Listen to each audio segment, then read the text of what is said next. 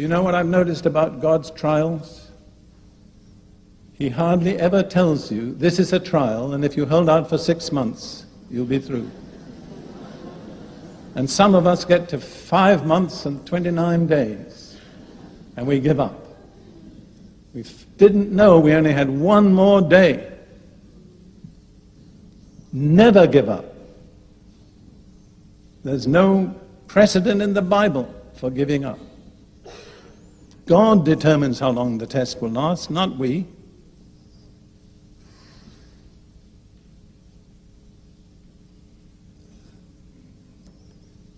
You see, waiting is one of the tests to which God almost invariably subjects the servants he intends to use. I'll give you just a little list. Abraham. You're going to have a son who will be the head of a nation that will be unique in the earth. How long did he have to wait? 25 years. Meanwhile, his dear wife Sarah tried to help him and complicated things. It's interesting.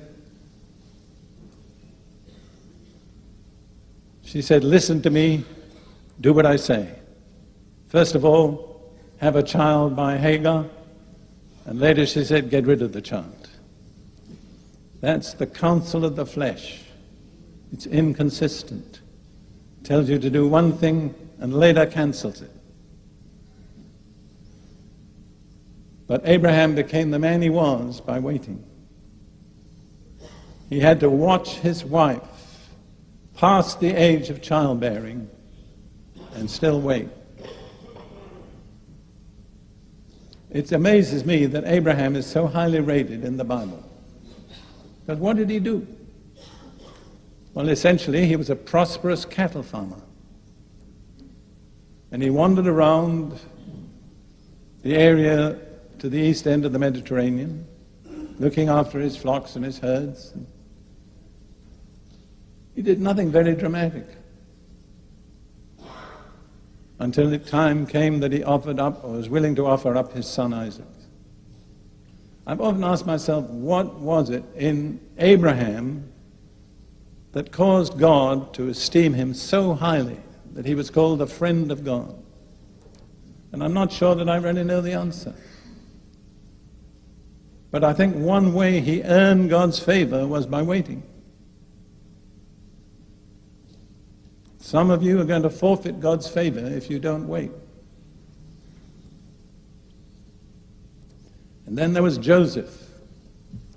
I love the passage in Psalm 105 that speaks about Joseph. I think I can identify with this to some extent from my own experience. Psalm 105, verse 17 and following. God sent a man before them, Joseph, who was sold as a slave. They hurt his feet with fetters. His soul came into irons. Somebody said the iron came into his soul too. Until the time that his word came to pass, the word of the Lord tested him. See, that's a test. The Lord gives you a glorious promise, tremendous. And after that, everything goes the opposite way. Instead of becoming the ruler over your brethren, you end up in a jail in Egypt. And I can't think of a worse place to be in jail than Egypt. What was God doing? Testing him. What was the test? Waiting. And then, if you want to look at others, Moses. It says in Numbers 12, verse 3, Moses was the meekest man on earth. How did Moses learn meekness? By waiting 40 years. Somebody asked another preacher friend of mine, why did God keep Moses waiting 40 years? And the answer was, because he couldn't do it in 39. God will not finish until the test is complete. When Moses first thought he could deliver Israel out of Egypt, he was a very arrogant young man. 40 years later, he was the meekest man on earth. And no one except Jesus has ever exercised such authority as Moses exercised. So if you want to have authority, you know what you need to cultivate? Meekness. God cannot trust his authority to the arrogant, the proud, the self-assertive. We had a prophetic word that said that in so many ways. You know the condition for promotion in the kingdom of God? It's very easy. It's abase yourself. Everyone who abases himself will be exalted.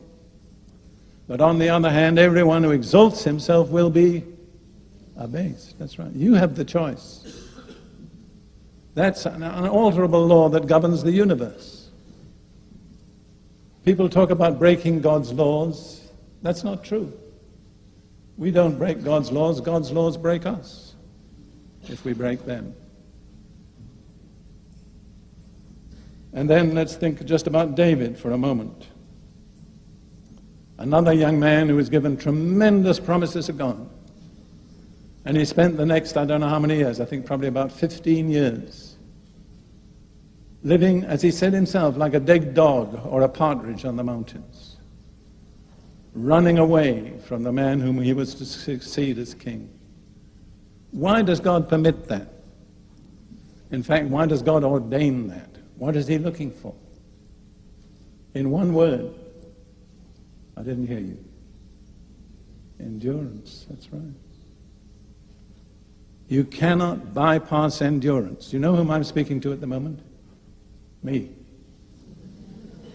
You cannot bypass endurance and enter into the promises of God. You can come so far, but the completeness is only through endurance. And just when it seems impossible to hold out, that's the time to hold out. Don't give in. I would like to say that to several of you individually. You're in the test. You're doing all right. Just hang in there. Don't back out. Don't give up. God is faithful. I've been asked sometimes if I had a message to leave for posterity, what would it be? I always say I can give it to you in 3 words. God is faithful.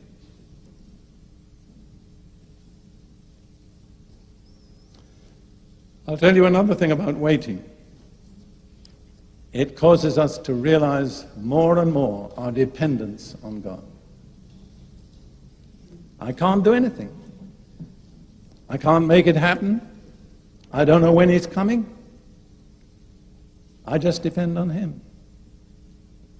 I don't know whether you ladies ever have problems in your house, but we do in Israel.